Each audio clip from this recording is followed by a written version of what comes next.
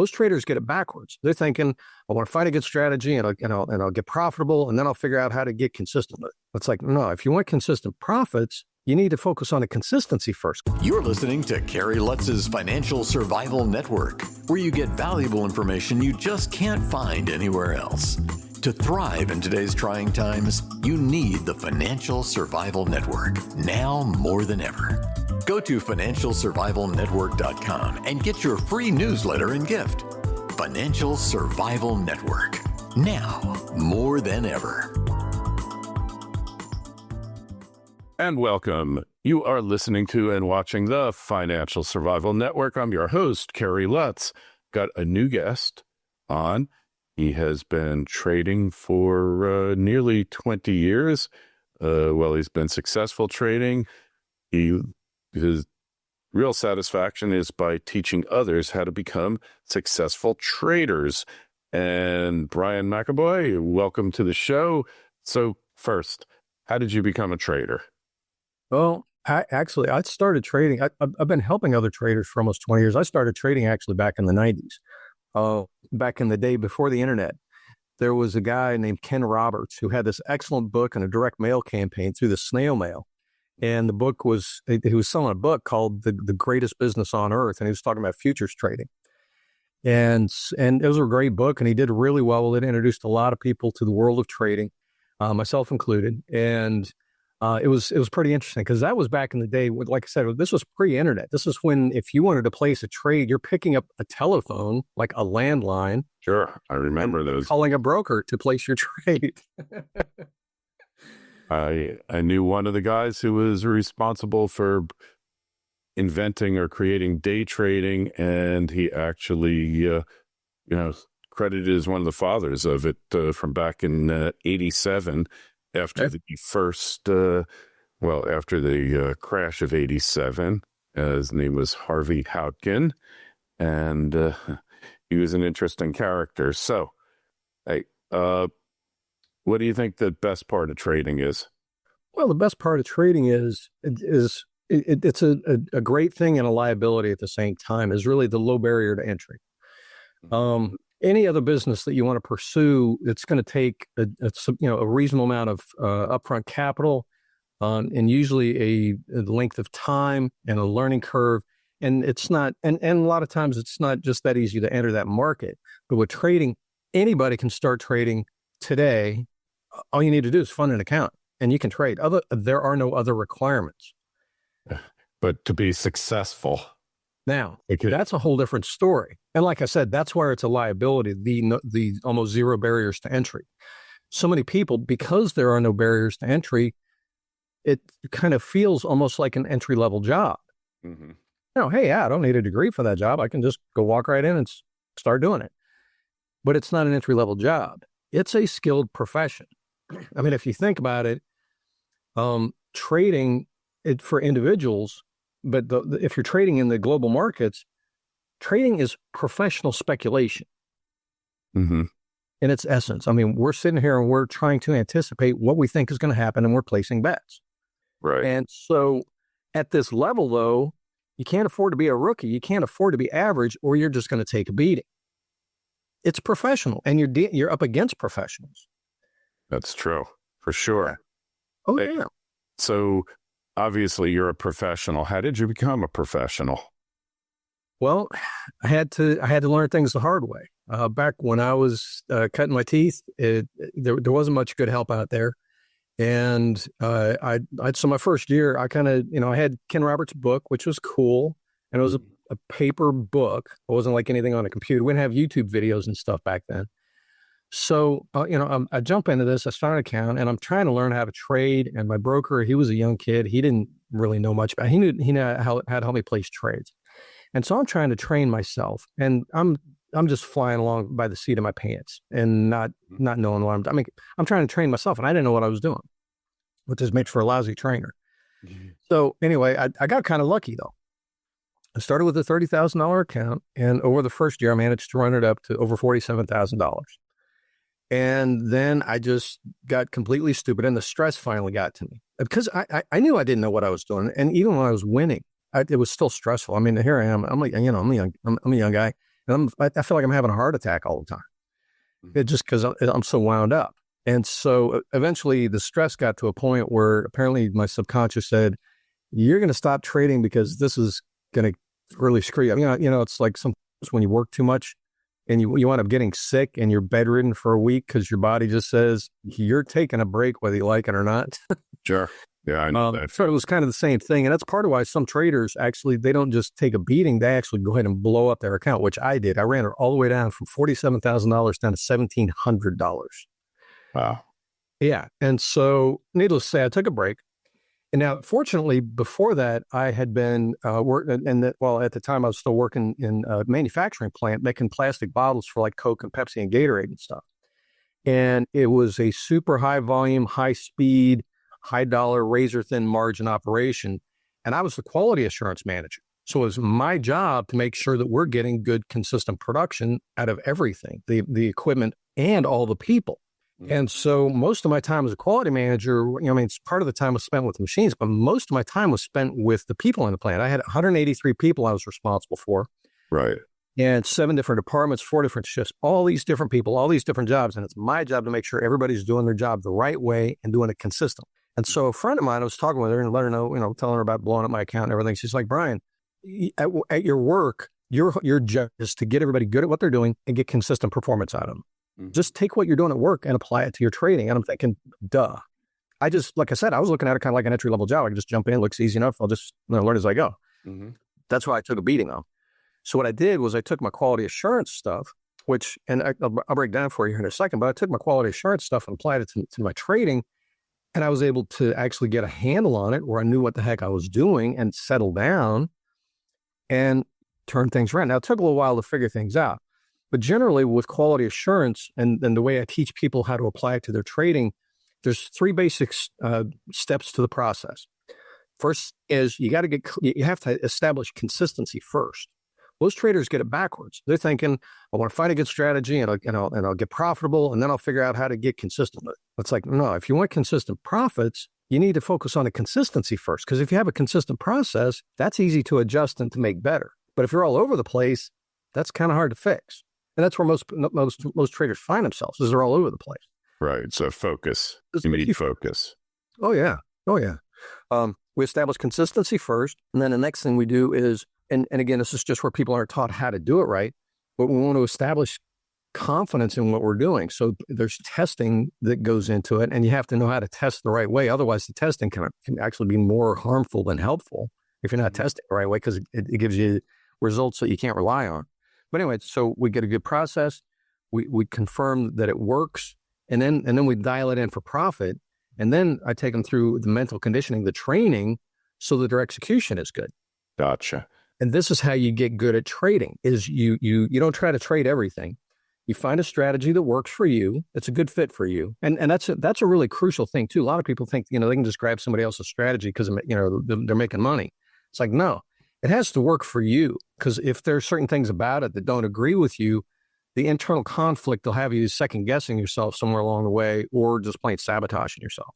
So you got to start with a decent strategy, and then, like I said, we build a good solid process on it. So you have that consistency, we establish a confidence with it, and dial it in, and then we do the mental conditioning for consistent execution and kind of fixing the damage that occurs in the early months. So, understood.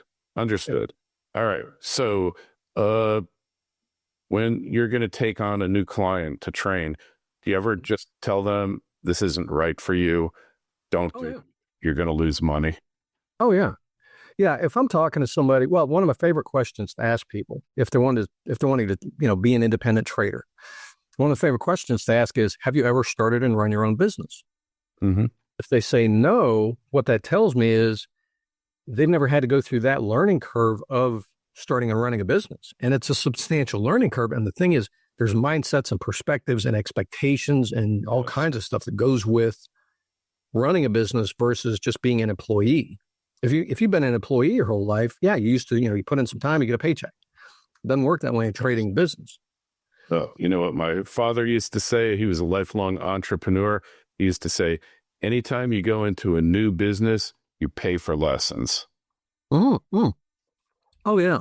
Now, unfortunately, you talk to a lot of traders, and most people who come to me, they've been trading for like 3, 5, 8, 10 years already, and they're still struggling.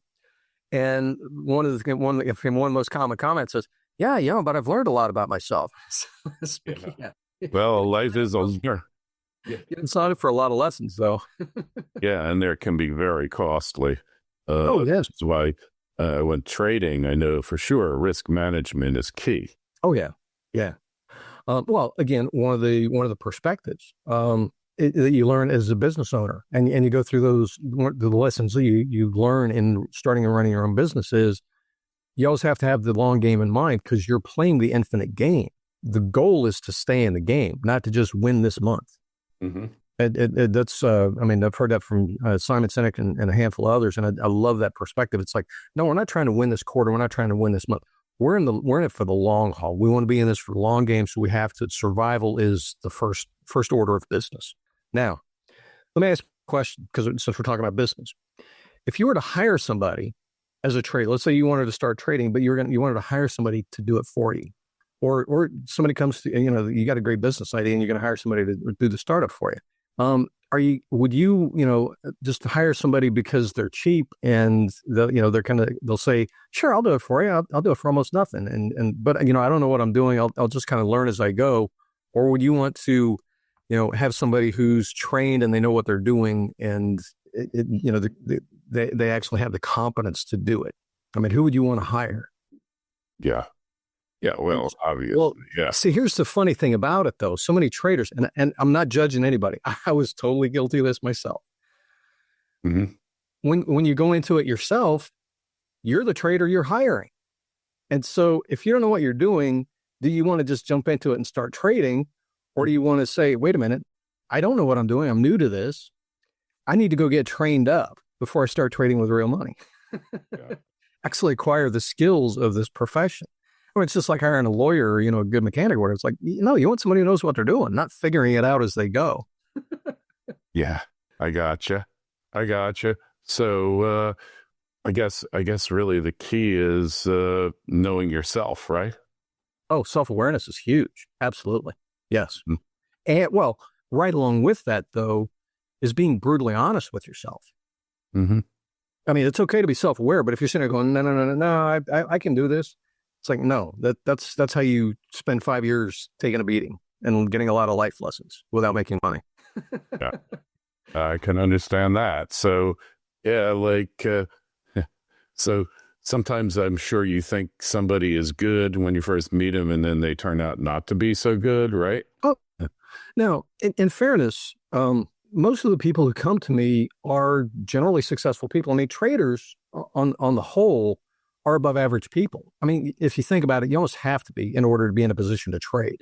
This is not one where the average Joe's going to show up, because they don't have $5, $10, $50, $100,000 to trade with. Mm-hmm. So you have to have demonstrated certain characteristics to start with. And most traders are generally upper middle class, professionals, project managers, business owners, software engineers, doctors, lawyers. They're professionals. They like I said, it's an above average group. And that's part of the trap of trading, though, is, you look at it, it's like, wow, yeah, it looks easy enough. I can do that. I understand how it works. I see what I'm supposed to do. But and this is my favorite analogy. It's just like with the game of golf. I've grown up around the game of golf. My dad, he was an avid golfer, loved the game. And he was pretty decent. His dad was even better. He was able to pro a golf course for a year. Anyway, I was never a great golfer, and I'm still not a great golfer. The thing is, though, I've grown up around the game. I understand everything about the game. I know all the rules, all the terminology. Yeah. I know what I'm supposed to do. Yeah, but it doesn't matter, huh? That doesn't make me a good golfer. Yeah. And so many traders, it's like we jump into it, we look at it, it's like, okay, I understand how it works. I understand what I'm supposed to do, but that doesn't make you good at it. And the thing is, in trading, you have to get good at this. Mm-hmm. Yeah, and until you do, I mean, because here's the thing. Like most other professions, there's a level of skill required to be good at this and trade and just do the job well and with confidence and a calm emotional state. Mm-hmm. And so long as you're operating down here where you basically know enough to be dangerous, but you're not good at it yet, it's going to be rough. It's going to be stressful. You're probably not going to do that well. And there's no way for it not to be an emotional experience. Mm-hmm. Once you get skilled up and now you have the confidence sense, and you know that now your emotions settle down and it becomes just like any other day job, which is really cool. Yeah.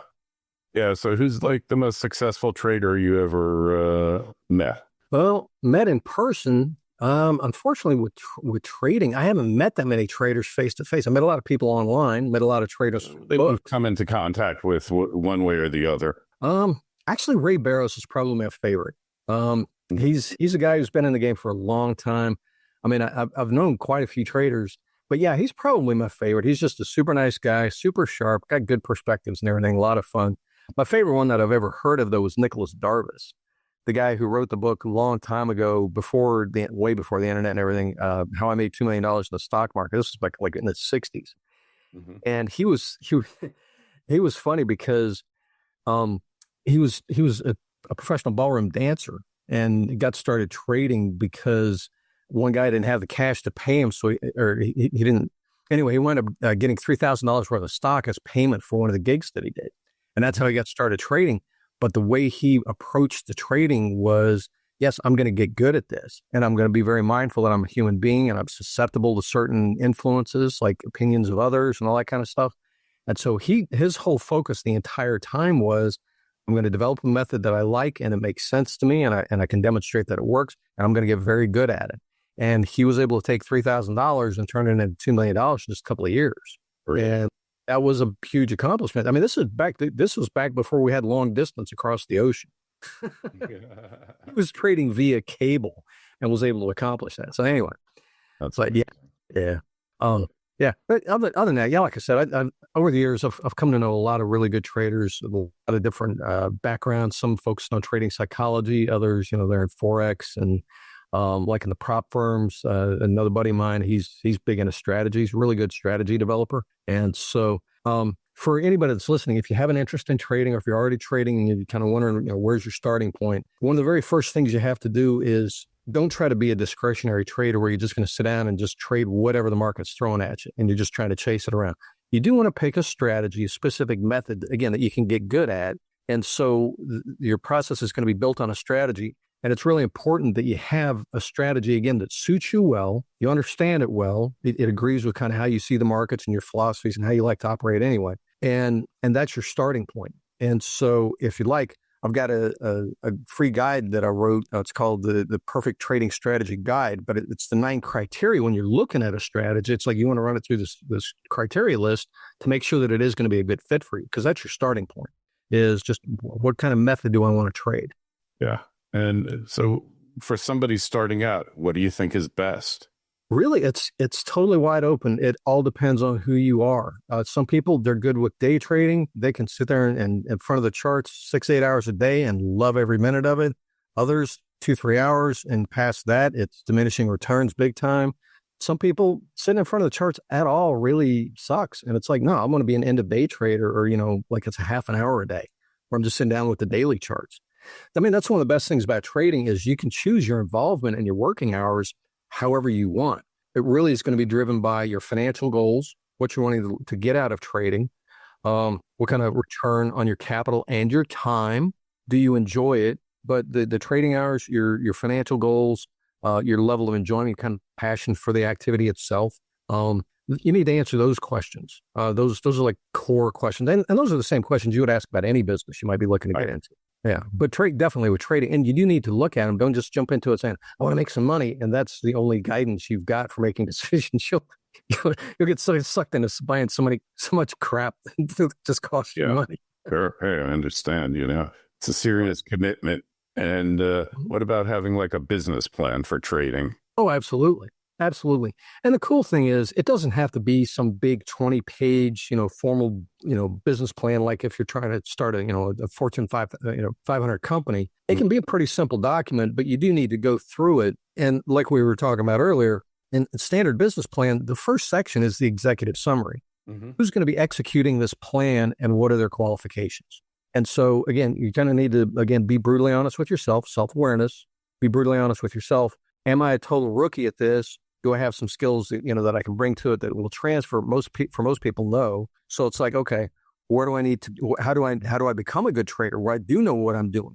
so I'm not just taking a beating and getting a lot of hard lessons and wasted time and lost money.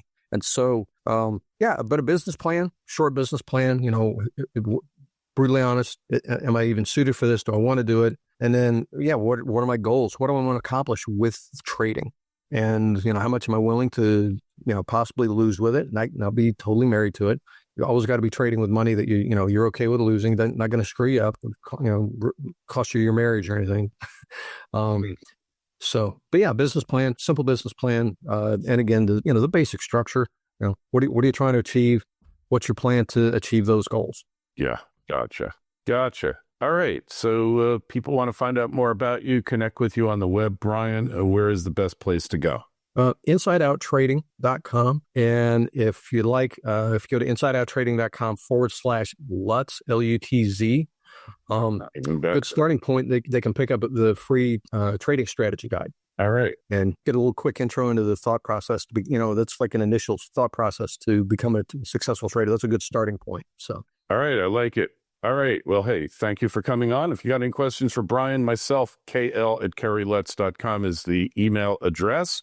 And you'll find a link to Brian's site on our site, financialsurvivalnetwork.com. Just click the link. It'll take you right there. All we ask is if you're at the site, sign up for your free newsletter like over 80,000 other FSN listeners and community members have.